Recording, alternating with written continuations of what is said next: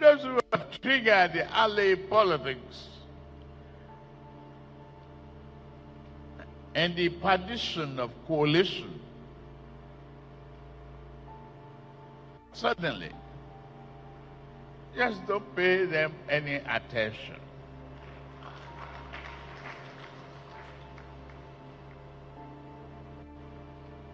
They are the political IDPs. Don't give them a home. The hope is here. Well, it appears to me that yes, 1 year and a fraction before the next. As a matter of fact, yes, 1 year and a fraction before the next election, leading to 2027 proper. President Tinubu, he wasn't president then, but now even as president, he's beginning to rehearse some of those lines, you know. And immediately, as he was talking about politics and all of that, I started remembering the Bala Blues and the Bulabars and the town hall and town hall meeting. Different. Agbado, you know, Emiloko, Osheyoko, Olule, Ekeji, Olule, Eketa, Olule, Emiloko. I'm beginning to remember those moments. It appears to me from some of the utterances of Mr. President in recent times that he's beginning to dust the pages of those books where he read those dramatics, you know, from. Because if you look at this one now, he went to pay a one-day state visit to Nasarawa State, which is a neighbor to him in Abuja. And of course, we've got something to hold on to again.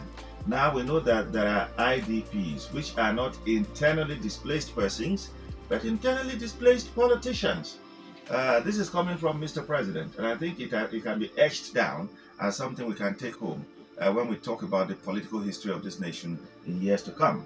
But beyond that, the force against Mr. President is heavy. He is also fighting. He's not taking it lying low. But don't you think that from what we're seeing now, that the president has to go beyond the Miluko in 2027? Well, President Tinubu is a very lucky man in the sense that the coalition that most Nigerians expect to work from the look of things is not working. And that coalition that would have given President Bola Tinubu a nightmare or sleepless night is one that we would have seen the likes of P2B and Atiku Abubakar putting their differences aside to work together. And ego. And ego as well. If you take a look at the 2023 elections, the outcome, Atiku Abubakar got 6 million plus votes. Obi followed 6 million plus votes. President Bola Tinubu got 8 million plus. So the difference wasn't much. If these two men would team up, putting aside all their differences and ego, you find out that it's a done deal. It will be a smooth walk in the park. But so far, it appears P2B is even out of the coalition they are talking about. The man has been a lone wolf in the park, visiting, doing his own thing. If you take a look at the names of those behind the Adada you mentioned earlier, you find out that it's beginning to take a regional, sectional semblance. And that is exactly what the 2027 election would be. If you see or if you have been following what President Bola Tinubu has been doing, he's been busy consolidating his grip on the southern states. And that's because most political elites in the north are not happy with him. They've made it clear that they will not work for Tinubu's re-election. As we speak, even the fate of his vice president is uncertain.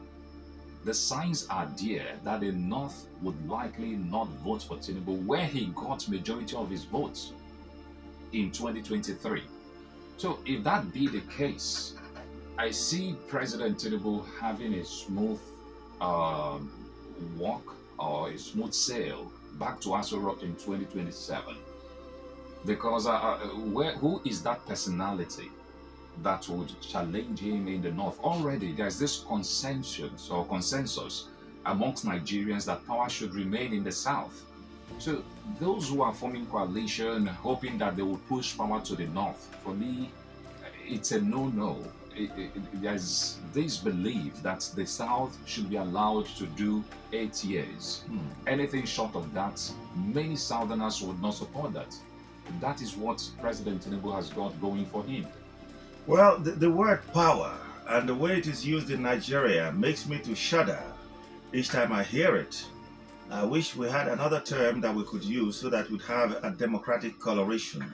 But that is not what it is just yet. We say power, and that is the reason those who are voted become very, very powerful. The president, the governors in particular. Anyway, if you look at the calculation from the votes of Northwest and Northeast, would actually give Bola Tinubu the edge in the 2023 election. It may be altered this time around, but again, if there is no consolidation, just like you mentioned, it may just not work. Even in the Southwest, it's not going to be a clean sweep because the totality of Nigerians are not in agreement that what we have seen from 2003 up until now, if it does not change drastically, that it will just all just railroad themselves into fixing the ballot for one person when election time comes in 2027. Nevertheless, whatever we're seeing is politicking. It is natural. It makes it exciting. If that wasn't there wouldn't be that excitement in politics. You recall that before the formation of even the APC, we had the new PDP, which was a fragmentation of the then PDP, and then a portion of those who formed the new PDP, of course, formed the fulcrum of the APC.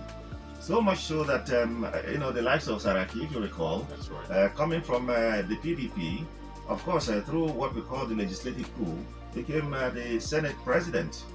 History has a place for all that. Well, some say Tinubu is a political craftsman, is a political genius and all that. But I think 2027 will be a big test for him. But we need to be alive to see all of this. And so we beg that they should ensure that the polity is safe for there to be election.